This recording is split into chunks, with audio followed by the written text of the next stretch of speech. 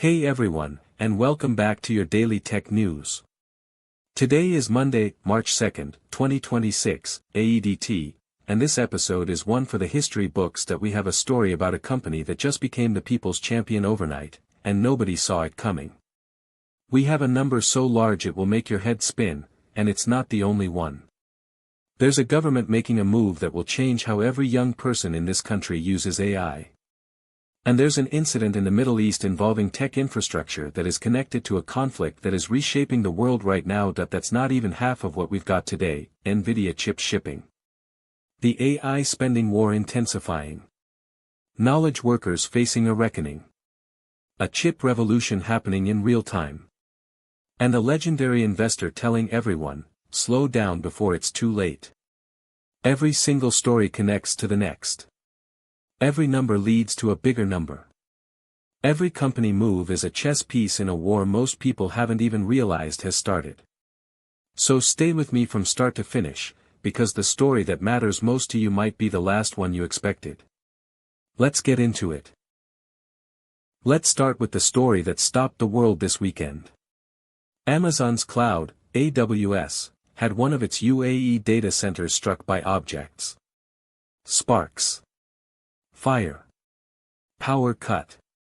The reason this matters beyond the tech world, the UAE is currently under Iranian retaliatory missile and drone strikes following US and Israeli attacks on Iran. Reuters reports the strikes hit airports, ports, and residential areas across the Gulf. AWS said the fire was in availability zone MEC 1 AZ2, that the fire department cut power while crews worked to extinguish it, and that recovery would take several hours. They did not confirm or deny whether the incident was connected to the military strikes. Think about what this means. Cloud infrastructure, the backbone of the digital economy, is now sitting inside a geopolitical war zone. The Middle East conflict isn't just a geopolitical story. It's now a tech infrastructure story. And that changes everything about how we think about where data lives.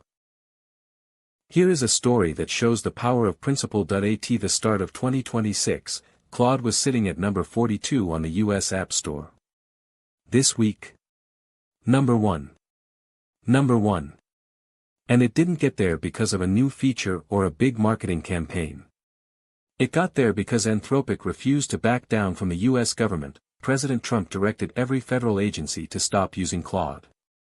The Department of War threatened to designate Anthropic a national security supply chain risk. Anthropic's response? We disagree. They publicly stated their reasons. Today's AI is not reliable enough for fully autonomous weapons, and mass domestic surveillance of Americans violates fundamental rights, and the people heard that. They downloaded Claude. They pushed it to the top of the charts. This is the moment the public started voting with their downloads. The AI governance battle just got a consumer dimension, and Anthropic is winning that round by a long shot. ChatGPT is number 2. Gemini is number 3. The challenger is at the top. Australia is coming for big tech, and this time, it's not just a warning. From March 9th, AI services operating in Australia must stop anyone under 18 from accessing pornography, extreme violence, self-harm content, and eating disorder material. Fines for non-compliance. Up to $49.5 million. And if the AI companies don't comply, eSafety has now said it will go after the app stores and search engines that give people access to those services. Here's the kicker. A Reuters review of the 50 most popular AI chatbots found that 3/4 of companion chatbots had no functioning or planned age verification. None. And Elon Musk's Grok? No age assurance measures at all, and XAI didn't even respond to comment requests. Australia was the first country to ban social media for under 16s. It's now leading a global crackdown on AI. If eSafety follows through, you could wake up one day and find certain apps blocked at the App Store level. This is a regulatory move with global implications. Every country is watching. And every AI company needs to be watching too. Okay, this is the moment we've been waiting for. Nvidia's Vera Rubin chips, the next generation of AI supercomputers, are now shipping to customers. This isn't vaporware. This is live. OpenAI, Anthropic, Amazon, Meta, they're all getting these things. These chips are going to power the next decade of AI. If you want to know what's coming next, you need to know about Vera Rubin. Keep watching. Here's something that's going to make you think. Howard Marks, the investor who has been right about markets for literally decades, just published a warning. And the title is chilling: Speed Kills. He's saying the AI revolution is moving so fast that nobody, not governments, not investors, not companies, is ready for what's about to happen. This is not hype. This is a warning from one of the smartest people in finance. You need to hear it. Did you hear that number? $650 billion. That's how much big tech is spending on AI infrastructure in 2026 alone. That's 60% more than last year. To put this in perspective, that's more money than the GDP of most countries. This tells you everything you need to know about where the world's resources are flowing. AI isn't just a trend. It's the infrastructure of the future. And it's being built right now. Plot twist. The Amazon OpenAI deal isn't as simple as we thought.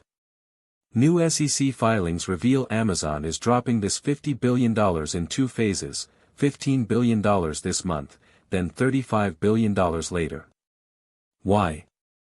Strategic control.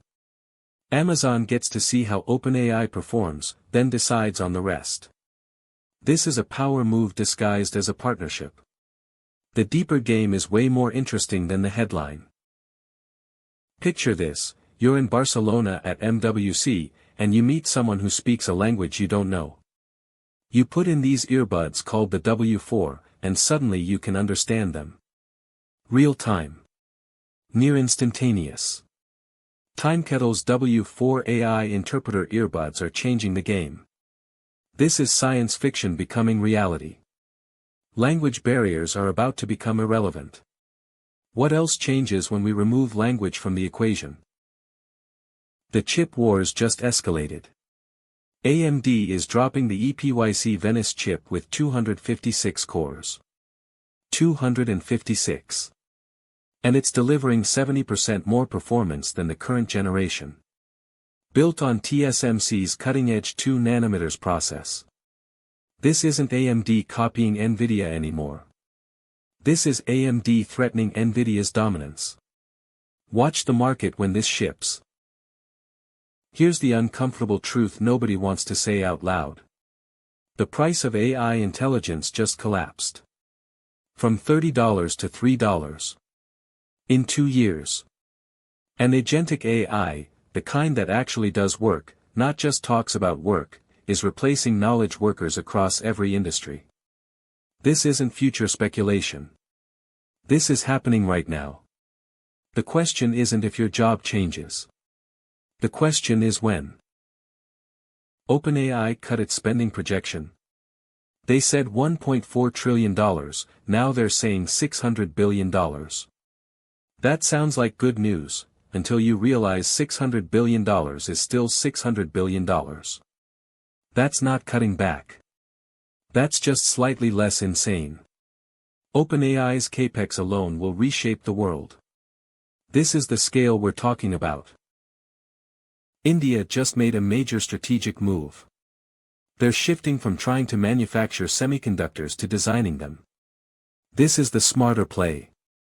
India's going after the high-margin, high-value design side of chips. This could unlock a whole new generation of Indian deep tech startups.